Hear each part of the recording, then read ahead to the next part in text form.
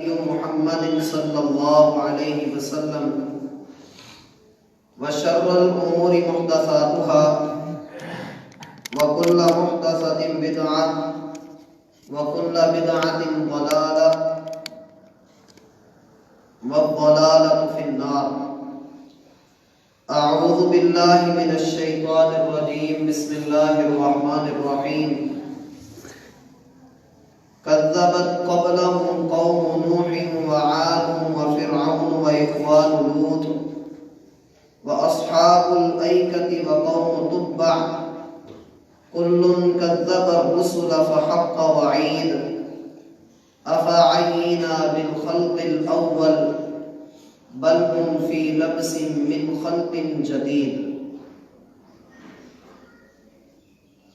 حضرات دی وقار،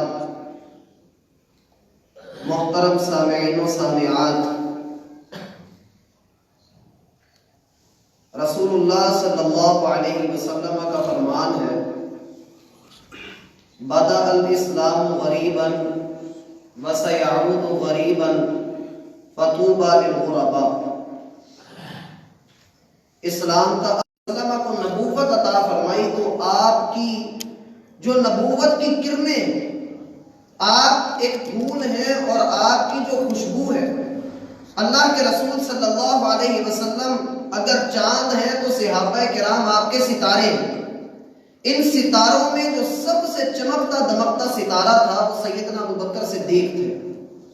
اصل نام عبداللہ ہے. ان کے والد گرامی ابو قحافہ، جن کا نام عثمان ہے، اور پھر ان کے آگے بیٹے عبداللہ اور عبد الرحمن، ان کی بیٹیاں اسماء اور عائشہ. عائشہ رسول اللہ صلی اللہ علیہ وسلم کی بیوی ہیں، ام المؤمنین. سیدنا ابوبکر صدیق رضی اللہ عنہ سے آج کی ہماری یہ ملاقات رہے گی کہ اسلام کے آغاز میں سیدنا ابوبکر صدیق رضی اللہ عنہ کا کردار کیا ہے. بکر کا معنی عربی زبان کے اندر جوان اونٹ ہوتا ہے، اور عرب کے ہاں یہ نام ابو بکر یہ کنیت کے طور پر مستعمل ہے. اسلام کے آنے سے پہلے ہی سیدنا ابو بکر صدیق رضی اللہ عنہ اسی نام سے معروف تھے. ان کا نام عبداللہ بہت کم لوگ جانتے ہیں. ان کی کنیت ان کے نام پر غالب آ چکی تھی، اور ان کا لقب صدیق ہے.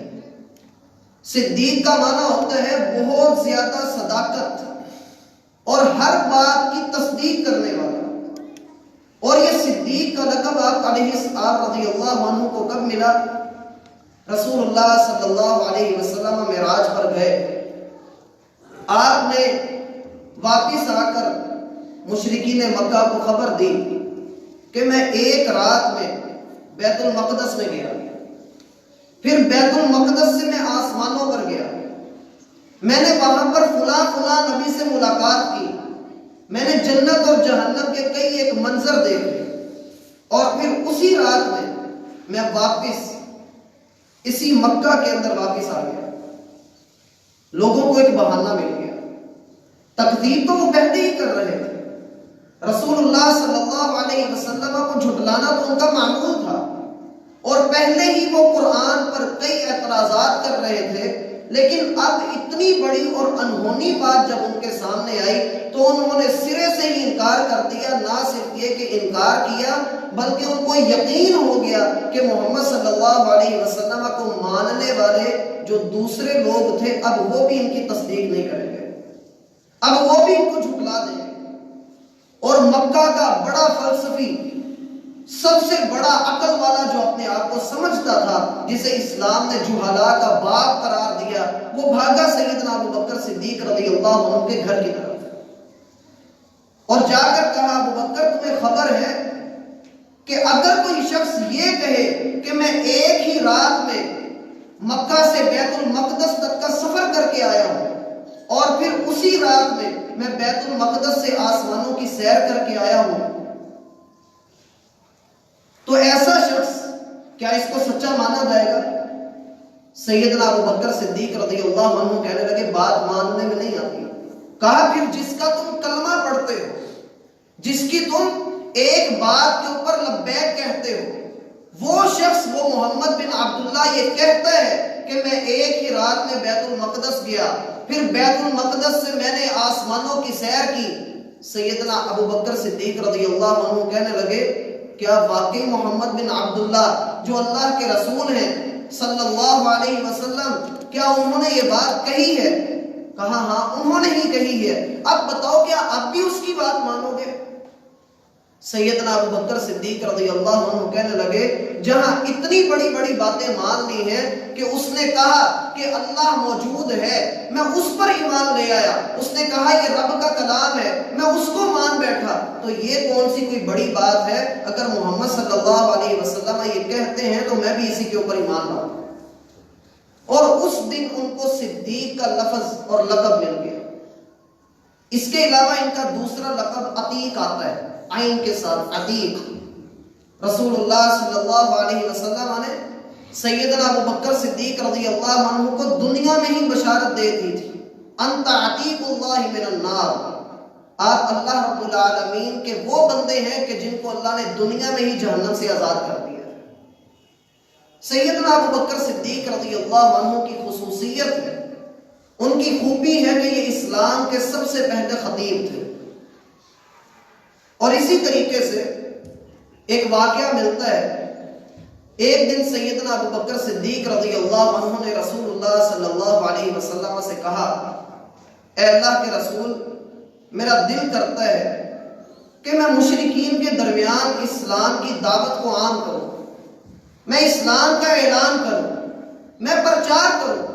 ہم تو بڑی آسانی سے اذان سن لیتے ہیں، بڑی آسانی سے ہم آپس میں ایک دوسرے سے اختلاف کر لیتے ہیں، لیکن اس واقعے میں ہمارے لیے کئی ایک پہلو ہیں کہ جب اسلام کے لیے اٹھنے والی ہر ایک آواز کو دبایا جا رہا ہے، اور مسلمانوں کی تعداد اس وقت صرف 38 تھی، اور ایک قلیل سی تعداد جب سیدنا ابو بکر صدیق رضی اللہ عنہ نے اپنی خواہش کا اظہار کیا، نبی علیہ السلام فرمانے لگے ابو بکر ابھی رک جائیے، ابھی ہم تعداد میں تھوڑے ہیں۔ کہا اللہ کے رسول میرا دل کرتا ہے کہ میں اللہ کا دین عام کروں، میں لوگوں کو اللہ کا پیغام پہنچاؤں۔ اگلی صبح جب 38 کے 38 مسلمان اپنے اپنے قبیلوں میں بیٹھے ہوئے تھے، اپنا اسلام انہوں نے چھپایا ہوا تھا، اور حرم کے اندر بیت اللہ کے قریب سارے قبائل کے سرکردہ افراد بیٹھے ہوئے تھے، سیدنا ابو بکر صدیق رضی اللہ عنہ اٹھ کر کھڑے ہوئے اور لوگوں کو سمجھانا شروع کر دیا، توحید کی دعوت دینا شروع کر دی، اسلام کا پیغام عام کرنا شروع کر دیا۔ لوگوں نے جب یہ سنا، انہوں نے 38 مسلمانوں کو بھی ادھر ہی گھیر لیا، اور سیدنا ابو بکر صدیق رضی اللہ عنہ کو اس قدر مارا کہ عتبہ بن ربیعہ اس نے اپنی لکڑی کا جوتا اتار کر آپ رضی اللہ عنہ کے منہ پر اتنے زور سے بار بار مارا کہ آپ کے ناک اور ماتھے میں فرق کرنا مشکل ہو رہا، اتنا مارا۔ سیدنا ابو بکر کے قبیلے کو خبر ہوئی، وہ بھاگتے ہوئے آئے اور آ کر انہوں نے ان کو چھڑوایا اور لے کر گھر چلے گئے، اس حالت میں کہ سیدنا ابو بکر صدیق رضی اللہ عنہ کے بارے میں وقت کے ڈاکٹر نے کہہ دیا کہ اب اس کا بچنا مشکل ہے، اتنا زیادہ مارا گیا۔ اور قبیلے کے لوگ ان کے پاس ہی رہے، پھر یہ بھاگے قبیلے کے لوگ حرم کی طرف، اور جا کر کہا کہ اللہ کی قسم اگر ابو بکر کو کچھ ہوا تو ہم عتبہ بن ربیعہ کو قصاص میں قتل کر دیں، ہم اس کا بدلہ لیں گے۔ اور پھر واپس ابو بکر صدیق رضی اللہ عنہ کے گھر میں آئے، آ کر ان کی تیمارداری کرتے رہے، لیکن سیدنا ابو بکر شام تک بے ہوش ہی رہے، ان کو ہوش ہی نہیں آ رہا۔ اور لوگوں نے جب ان کے اوپر پانی کے چھینٹے مارے، شام کے وقت جا کر کہیں ہوش آیا تو اللہ کی قسم پہلی بات ان کے منہ سے یہ نکلی، ما فعل رسول اللہ صلی اللہ علیہ وسلم، مجھے اللہ کے رسول کے متعلق بتاؤ ان کا کیا حال ہے، مجھے ان کی خبر دو۔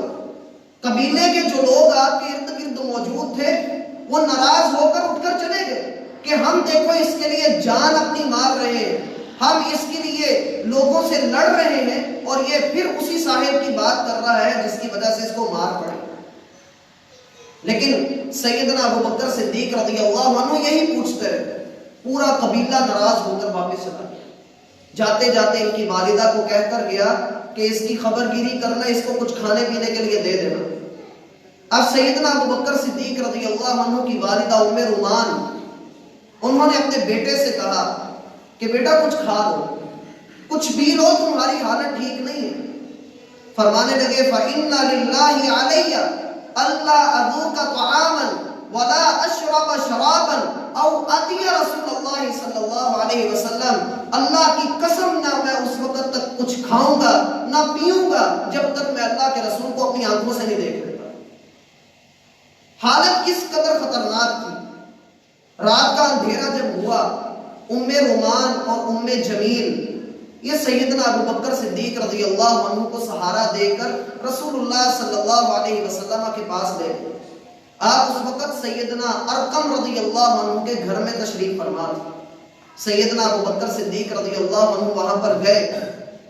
آپ کی حالت دیکھ کر رسول اللہ صلی اللہ علیہ وسلم رو پڑے اور آپ نے کہا ابو بکر آپ نے کیوں اتنا تکلف کیا، آپ نے کیوں تکلیف کی، آپ اپنے گھر میں آرام کرتے۔ سیدنا ابو بکر صدیق رضی اللہ عنہ کہنے لگے اے اللہ کے رسول جب تک آپ کو نہ دیکھوں مجھے سکون نہیں آتا، میرے دل کو چین نہیں آتا، مجھے کوئی تکلیف نہیں ہے، میں نے آپ کو دیکھ لیا تو اللہ کی قسم ساری تکلیفیں میری دور ہو گئی ہیں۔ ہاں بس جو اس نے میرے چہرے کے اوپر مارا ہے اللہ اس کے اوپر لعنت کرے، اس نے بہت زور سے مارا ہے۔ پھر کہنے لگے اے اللہ کے رسول آپ خیر و برکت کا منبع ہیں، اللہ نے آپ کو بڑی خیر و برکات عطا کی ہیں، اور یہ میری ماں ام رومان ہے، اے اللہ کے رسول یہ میری والدہ ہے، یہ بڑی اچھی عورت ہے، اس نے میرے ساتھ بڑا اچھا سلوک کیا ہے، اے اللہ کے رسول دعا کیجئے کہ یہ بھی مسلمان ہو جائے۔ رسول اللہ صلی اللہ علیہ وسلم نے دعا کی۔ راوی کہتے ہیں اللہ کی قسم ابھی ہاتھ نیچے نہیں کیے تھے اور ام رومان نے کلمہ پڑھ کے وہ بھی اسلام کے اندر آ گئی۔ سیدنا ابو بکر صدیق رضی اللہ عنہ کی زندگی کا دوسرا واقعہ، حتیم جو جگہ ہے وہاں پر رسول اللہ صلی اللہ علیہ وسلم نفل ادا کر رہے تھے۔ پیچھے سے اللہ کا دشمن عقبہ بن ابی معیط آیا اور آ کر اس نے آپ کی گردن میں چادر ڈال کر اس کو بل دینا شروع کر دی۔ اتنے بل دیے کہ آپ کی آنکھیں ابل کر باہر کو آنے لگی۔ سیدنا ابو بکر صدیق رضی اللہ عنہ وہاں سے گزرے اور انہوں نے اس کو دھکا دیا اور کہا اتقتلون رجلا ان یقول ربی اللہ، تم اس شخص کو قتل کرنا چاہتے ہو جو یہ کہتا ہے کہ میرا رب ایک اللہ ہے۔ سیدنا انس رضی اللہ عنہ روایت کرتے ہیں کہ ایک دن رسول اللہ صلی اللہ علیہ وسلم کو کفار نے گھیرا ہوا تھا، کوئی آپ کو تھپڑ مار رہا ہے، کوئی دھکے دے رہا ہے، کوئی گالیاں دے رہا ہے، کوئی آپ کو کوئی اذیت دے رہا ہے۔ کسی نے ابو بکر کو جا کر خبر دی کہ جاؤ اپنے صاحب کو بچاؤ۔ ابو بکر اللہ کی قسم بھاگتے ہوئے آئے، ہم نے ان سے بڑھ کر بہادر کوئی نہیں دیکھا۔ انہوں نے کسی کو دھکا دیا، کسی کا گریبان پکڑ کر اس کو کھینچا، کسی کو اٹھا کر پرے پھینکا اور اللہ کے رسول صلی اللہ علیہ وسلم کے سامنے آ کر کھڑے ہو گئے اور کہا اتقتلون رجلا ان یقول ربی اللہ، کیا تم اس شخص کو قتل کرنا چاہتے ہو جو یہ کہتا ہے کہ اللہ ہی میرا رب ہے۔ سیدنا علی رضی اللہ عنہ ایک دن خطبہ دے رہے تھے، یہ صحیح سند کے ساتھ واقعہ موجود ہے۔ خطبہ دے رہے تھے اپنے دور خلافت میں، کہنے لگے لوگوں یہ بتاؤ کہ سب سے بڑھ کر بہادر کون ہے؟ لوگوں نے کہا علی رضی اللہ عنہ، اس میں بھی بھلا کوئی شک ہے کہ آپ سے بڑھ کر کوئی بہادر ہو؟ کہا میں تو ایسا بہادر ہوں کہ جس کسی نے مجھے لڑائی کی دعوت دی تو میں نے اس سے لڑ کر اس کو شکست دے دی، میں تو ایسا بہادر ہوں۔ لیکن اللہ کی قسم مجھ سے بڑھ کر بھی ایک بہادر ہے اور وہ ہے ابو بکر صدیق رضی اللہ عنہ۔ اللہ کی قسم بدر کا دن تھا اور کفار بڑی تعداد میں ہم پر حملہ آور ہوئے۔ رسول اللہ صلی اللہ علیہ وسلم نے پوچھا کہ میری حفاظت کون کرے گا؟ سیدنا علی فرماتے ہیں اللہ کی قسم ایک ابو بکر ہی تھے جو اپنی تلوار لے کر کھڑے ہوئے، کہا اللہ کے رسول میں آپ کی حفاظت کروں۔ پھر سیدنا علی رضی اللہ عنہ کہنے لگے بتاؤ فرعون کا وہ وزیر کہ جس نے اسلام قبول کیا ہوا تھا وہ زیادہ افضل ہے یا ابو بکر زیادہ افضل ہے؟ لوگوں نے کہا اے علی آپ ہی ہمیں بتائیے۔ سیدنا علی رضی اللہ عنہ فرمانے لگے اللہ کی قسم فرعون کا وہ وزیر جس نے اسلام قبول کیا ہوا تھا اس کی ساری زندگی ایک طرف رکھ دو اور ابو بکر صدیق رضی اللہ عنہ کی زندگی کا کچھ حصہ ایک طرف رکھ دو تو ابو بکر کا ایمان پھر بھی اس سے بڑا ہے۔ اس لیے کہ اس نے اپنا ایمان چھپایا ہوا تھا اور ابو بکر نے سارے لوگوں کے سامنے اپنے ایمان کا اعلان کیا۔ میرا بھائی یہ کوئی چھوٹا عمل نہیں ہے، نہ ہی یہ کرنا کوئی جو ہے وہ کوئی آسان کام ہے۔ یہ کہہ دینا، یہ سن لینا، یہ بڑا آسان ہے، لیکن جو اس میں گزرا ہوا ہوتا ہے، جس نے یہ کام کیے ہوئے ہوتے ہیں، پتہ اسی کو ہوتا ہے کہ میرے اوپر بیت کیا رہی ہے۔ وہ پنجابی میں کہتے ہیں راہ پہ جانے واہ پہ جانے۔ سیدنا ابو بکر صدیق رضی اللہ عنہ نے اسلام کے آغاز میں اسلام کی جو مدد کی، 7 صحابہ کرام کو جو غلام تھے، جن پر ظلم کیا جاتا تھا، خرید کر ان کو آزاد کروایا۔ اسی طریقے سے قرآن کے ساتھ بڑا گہرا ان کا تعلق تھا۔ ایک مرتبہ سورہ عبس کی آیات پڑھ رہے تھے، وفاکہۃ وابا متاعا لکم ولانعامکم، اللہ نے تمہارے لیے پھل اگائے ہیں اور تمہارے جانوروں کے لیے چارہ اگایا ہے۔ جب لفظ ابا پہ پہنچے تو کہنے لگے ابا کا معنی کیا ہے، تو لوگوں نے اپنی اپنی طرف سے کچھ باتیں بیان کی۔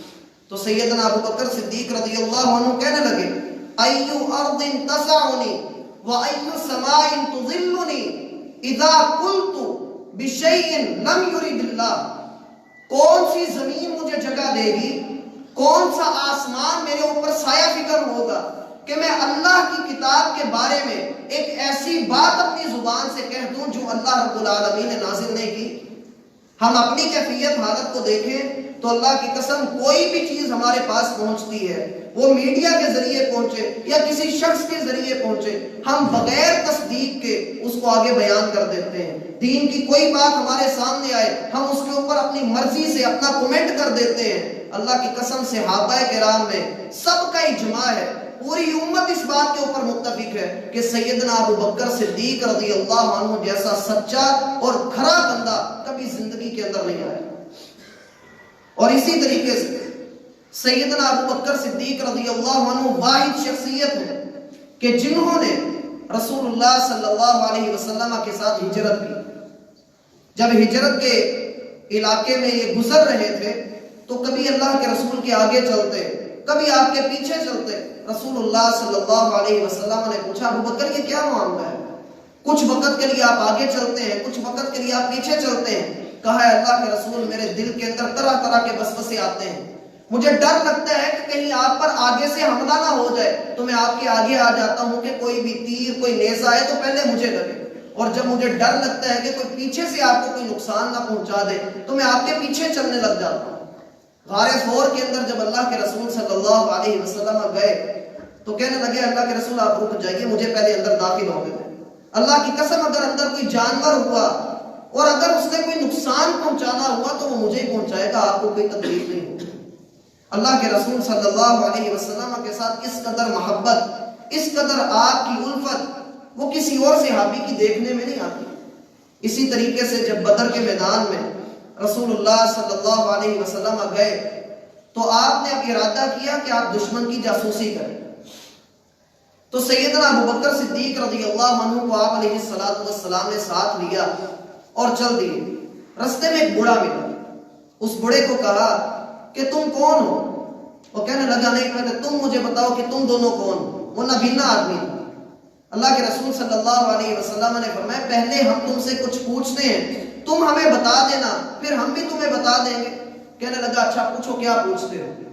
رسول اللہ صلی اللہ علیہ وسلم نے پوچھا بتاؤ یہ جو مدینہ والے جنگ کے لیے نکلے ہیں ان کی کیا خبریں ہیں؟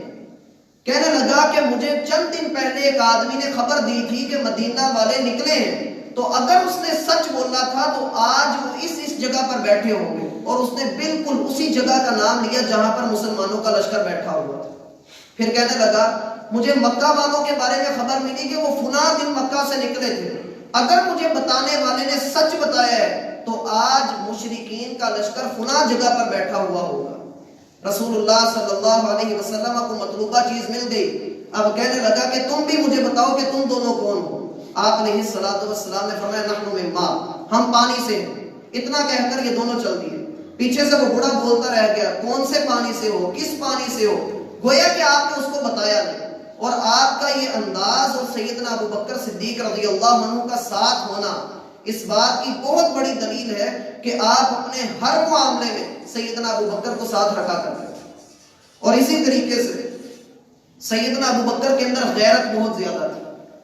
ایک دن ایک یہودی کی مجلس میں گئے، وہاں پر وہ عالم تھا اپنے دین کا، اس نے کہا کہ نعوذ باللہ اللہ فقیر ہے اور ہم غنی، اللہ ہم سے صدقے مانگتا ہے، اللہ قرضے مانگتا ہے، اللہ نعوذ باللہ ایسا اور ایسا ہے. سیدنا ابو بکر صدیق رضی اللہ عنہ کو غصہ آیا اور انہوں نے اس کے منہ پر تھپڑ مارا اور کہا اللہ کی قسم اگر معاہدہ نہ ہوا ہوتا تو میں تمہاری گردن تن سے جدا کر دیتا. اب وہ یہودی اور سیدنا ابو بکر اپنا مقدمہ لے کر اللہ کے رسول کے پاس آئے. اللہ کے رسول نے کہا ابو بکر آپ نے تھپڑ کیوں مارا ہے؟ کہے اللہ کے رسول یہ اور یہ بات اس نے کی. یہودی کہتا میں نے کی ہی نہیں، مکر گیا. اللہ سبحانہ و تعالی نے آیات نازل کر کے سیدنا ابو بکر کی گواہی دی. سورہ آل عمران میں لقد سمع اللہ قول الذین قالوا ان اللہ فقیر ونحن اغنیاء. اللہ ان لوگوں کی بات سن رہا ہے کہ جن لوگوں نے کہا کہ اللہ فقیر اور ہم غنی. اور اسی طریقے سے سیدنا ابو بکر صدیق رضی اللہ عنہ ایک دن اللہ کے رسول کی مجلس میں تھے. آپ علیہ الصلوۃ والسلام نے پوچھا من اصبح منکم اليوم صائما، آج کے دن تم میں سے کس کا روزہ ہے؟ سیدنا ابو بکر کہنے لگے اللہ کے رسول میرا. پھر آپ نے پوچھا تم میں سے کون ہے من عاد منکم اليوم مریضا، تم میں سے کس نے آج کسی مریض کی عیادت کی ہے؟ کہا اللہ کے رسول میں نے کی ہے. پھر آپ نے تیسری بات پوچھی من تبع منکم اليوم جنازۃ، تم میں سے کس نے آج کسی کا جنازہ ادا کیا ہے؟ سیدنا ابو بکر کہنے لگے اللہ کے رسول میں نے. آپ علیہ الصلوۃ والسلام نے فرمایا مجتمعنا فی امرئ الا دخل الجنہ، جس بندے میں یہ خوبیاں جمع ہو جائیں اللہ اسے جنت کے اندر داخل کر دیتا ہے. سیدنا ابو بکر صدیق رضی اللہ عنہ ایک دن بیٹھے ہوئے، رسول اللہ صلی اللہ علیہ وسلم نے بتلایا کہ جنت کا ایک دروازہ یہ ہے جسے باب الریان کہا جاتا ہے، یہاں سے روزے دار داخل ہوں گے. باب الصدقہ، یہ صدقہ کرنے والے یہاں سے داخل ہوں گے. آپ نے 8 دروازوں کے نام بتائے. سیدنا ابو بکر کہنے لگے اللہ کے رسول کوئی ایسا خوش نصیب بھی ہوگا جسے 8 دروازوں سے آواز دی جائے گی. رسول اللہ صلی اللہ علیہ وسلم نے فرمایا ابو بکر آپ انہی میں سے، آپ انہی لوگوں میں سے. اور اسی طریقے سے سیدنا علی رضی اللہ عنہ کا ایک قول آپ کے سامنے رکھتا ہوں. سیدنا علی رضی اللہ عنہ نے جب دیکھا کہ سیدنا ابو بکر اور سیدنا عمر دونوں کی قبریں اللہ کے رسول صلی اللہ علیہ وسلم کے ساتھ بن گئی ہیں تو انہوں نے کہا اللہ کی قسم مجھے اس بات کا پہلے ہی پتا کہ یہ کام ایسے ہی ہونا ہے. لوگوں نے پوچھا علی آپ کو کیسے پتا لگا؟ کہا زندگی میں جب بھی میں نے اللہ کے رسول صلی اللہ علیہ وسلم سے کوئی بات پوچھی تو آپ علیہ الصلوۃ والسلام کے الفاظ کیا تھے کنت و ابو بکر و عمر، میں تھا ابو بکر تھے اور عمر تھے. فعلت و ابو بکر و عمر، میں نے ایسے کیا، ابو بکر نے ایسے کیا اور عمر نے ایسے کیا. دخلت انا و ابو بکر و عمر، میں ابو بکر و عمر داخل ہوئے، میں ابو بکر و عمر نکلے، میں ابو بکر و عمر ساتھ چلے، میں ابو بکر و عمر ایک طرف گئے. گویا کہ اللہ کے رسول صلی اللہ علیہ وسلم نے ہر جگہ پر ان دونوں کو ساتھ رکھا تو اللہ سبحانہ و تعالی نے ان کو ہمیشہ کے لیے ایک جگہ پر اکٹھے کر دیا.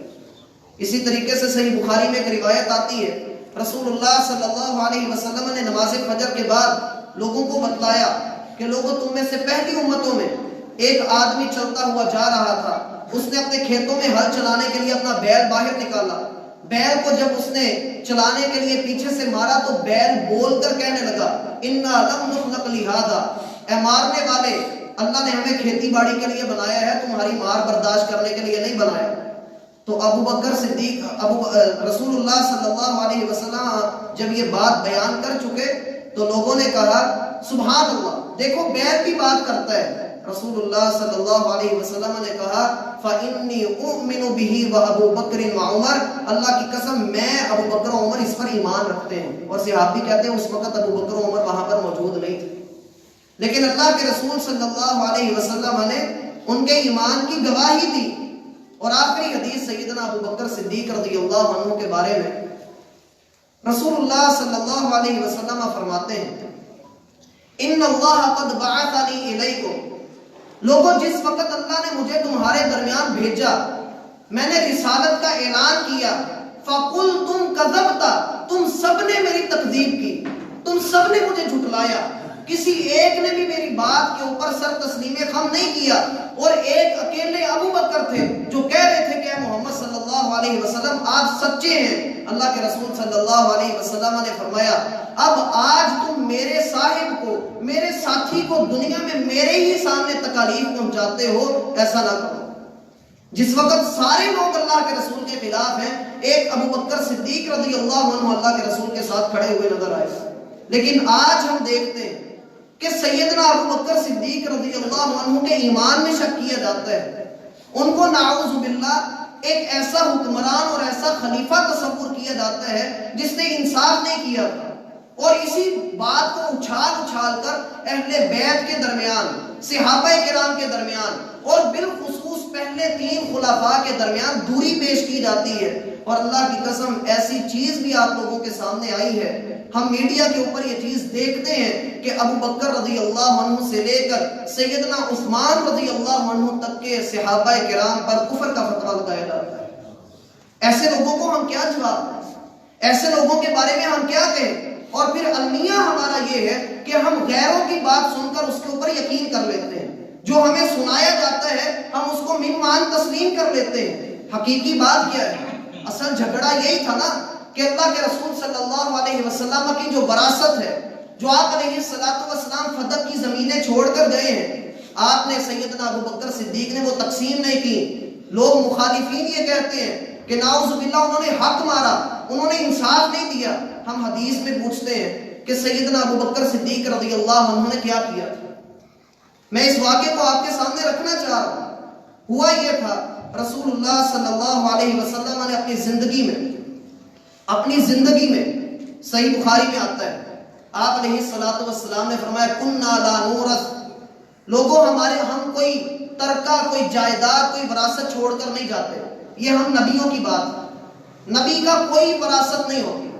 ما ترکنا صدقہ، جو ہم چھوڑ جاتے ہیں وہ صدقہ ہوتا ہے، اور صدقہ آپ سب کو پتہ ہے، سید صدقہ نہیں کھاتے، پتہ ہے نا آپ لوگوں کو کہ سید جو ہیں وہ صدقہ نہیں کھاتے۔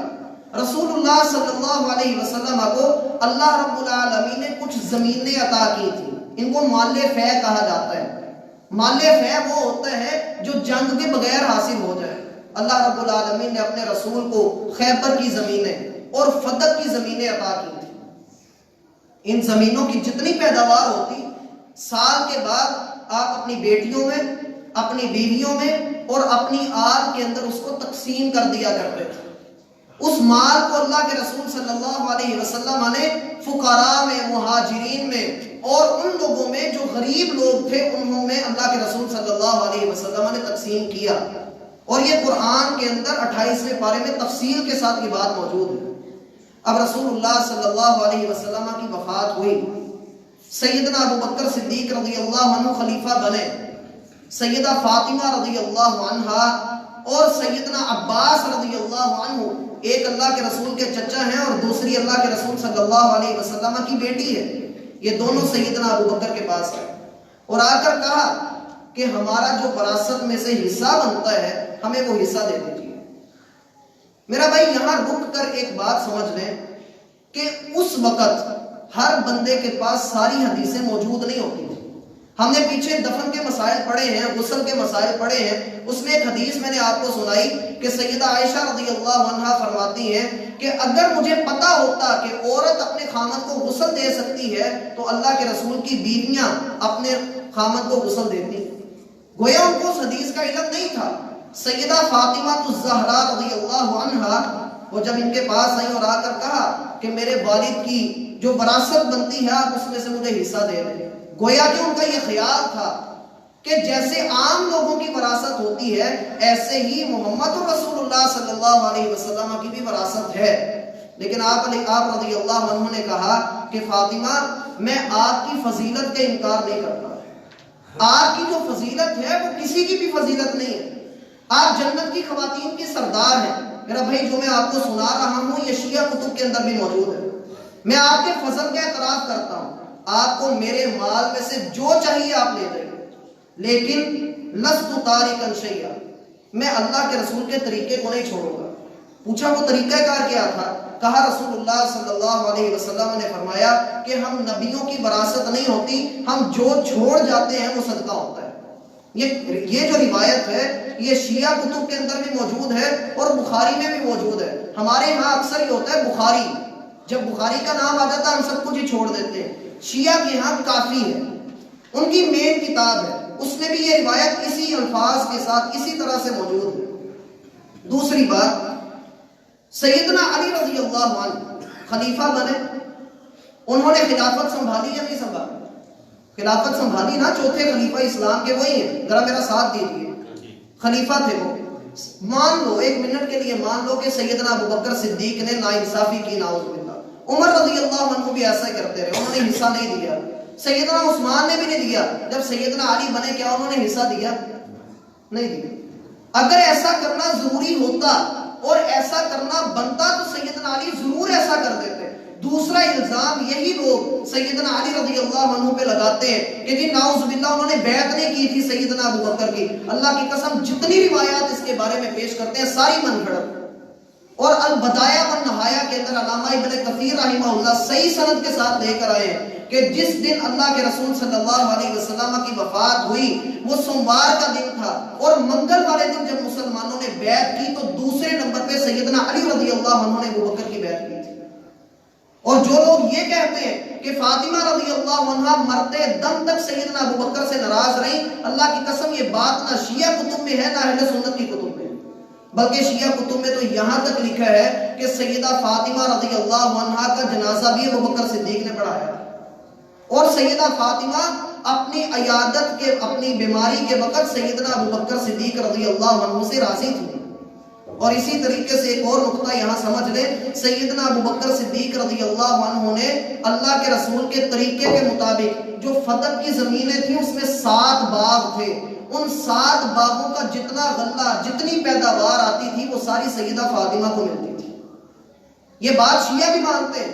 اور اسی طریقے سے سیدہ فاطمہ رضی اللہ عنہا جن کے بارے میں یہ لوگ بڑے غلو کا شکار ہیں، ان کی اپنی کتابوں کے اندر یہ بات موجود ہے۔ یہ اہل سنہ کا موقف نہیں ذکر کرنے لگا، ہمارے ہاں تو کوئی بندہ فوت ہوتا ہے تو اس کی بیٹی کو اس کی وراثت میں پراپرٹی ہو، زمین ہو، جائیداد ہو، اس میں سے حصہ ملتا ہے، جبکہ شیعہ مذہب کے اندر یہ بات ہے کہ جب کوئی بندہ فوت ہوگا تو اس کی پراپرٹی جو اس کی زمین ہے یا گھر ہے یا بلڈنگ ہے اس میں سے عورت کو حصہ نہیں ملتا۔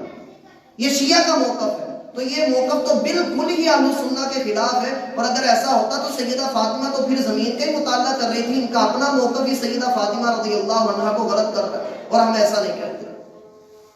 اور اگر ایسا ہی ہوتا تو سیدنا ابوبکر کی اپنی بیٹی سیدہ عائشہ اللہ کے رسول کی بیوی تھیں، سیدنا عمر کی بیٹی حفصہ رضی اللہ عنہا اللہ کے رسول کی بیوی تھیں، ان کا بھی حصہ بنتا تھا 1/8۔ ان کو کیوں نہیں حصہ دلوایا دونوں نے؟ اس لیے کہ رسول اللہ صلی اللہ علیہ وسلم کوئی وراثت چھوڑ کر نہیں گئے۔ ما ترکنا صدقہ، جو ہم چھوڑ جاتے ہیں وہ صدقہ ہوتا ہے۔ اور اسی طریقے سے آخری بات اصول کافی سے، جو مشہور کتاب ہے شیعہ کی، اصول کافی سے پیش کرتا ہوں۔ سیدنا علی رضی اللہ عنہ اور شیعہ حضرات کے 5ویں امام محمد باقر، ان دونوں سے ایک جیسا سوال کیا گیا کہ بتائیے ابوبکر نے، عمر نے، عثمان نے جو ہمیں ہمارا حصہ نہیں دیا، کیا انہوں نے ظلم کیا؟ اللہ کی قسم سیدنا علی نے اور سیدنا محمد باقر نے دونوں نے جواب دیا کہ جو بندہ یہ کہتا ہے اس کا ستیہ ناش ہو کہ ابوبکر نے یا عمر نے یا عثمان نے ہمیں حصہ نہیں دیا۔ اب یہاں ایک اور بات ذہن میں رکھیں، فتح کی زمینوں کا جھگڑا تھا، مانگنے آئے، سیدنا ابوبکر نے حدیث سنا دی۔ کیا کسی مسلمان سے یہ توقع کی جا سکتی ہے کہ اس کے سامنے اللہ کے رسول کا فرمان پیش کیا جائے اور پھر وہ ناراض ہو جائے؟ سیدہ فاطمہ رضی اللہ عنہا کو جب اللہ کے رسول کا فرمان سنایا گیا انہوں نے سر تسلیم خم کر دیا۔ اور ایک روایت میں آتا ہے، ایک روایت جو ابن قمی بابیہ نے لکھی ہے، مجلسی بھی اس کو اپنی کتاب کے اندر لے کر آیا ہے، نہج البلاغہ جو ان کی بڑی کتابیں، ان کے اندر یہ بات لکھی ہے کہ سیدہ فاطمہ ابوبکر سے خوش تھیں، اور سیدنا علی سیدنا ابوبکر کے خاص مشیر تھے، ہر وقت ان کے ساتھ رہتے تھے۔ میرا بھائی گھر کی باتیں جو ہوتی ہیں ہمیں ان کے اوپر پہلے غور کر لینا چاہیے، بجائے یہ کہ ہم اس طرح صحابہ کرام کے اوپر بھونکنے والوں کو ہم یہ کہیں کہ یہ بالکل ٹھیک کہہ رہے ہیں اور صحابہ کے بارے میں ہم شکوک و شبہات کا شکار ہو جائیں۔ اللہ کی قسم یہ اہل السنہ کا مسلک نہیں ہے، نہ ہی ان کا موقف ہے۔ صحابہ کرام کی محبت ہمارے ایمان کا حصہ ہے، اگر ہم اس سے پیچھے ہٹیں گے تو اللہ کی قسم ہم گمراہ ہو جائیں گے۔ اللہ رب العالمین کا فرمان ہے فَإِنْ آمَنُوا بِمِثْلِ مَا آمَنْتُمْ بِهِ فَقَدِ اهْتَدَوْا، لوگوں اگر تم ویسے ایمان لے آؤ جیسے تم سے پہلے لوگ ایمان لے کر آئے تو یقیناً تم بھی ایمان والے اور ہدایت والے بن جاؤ گے۔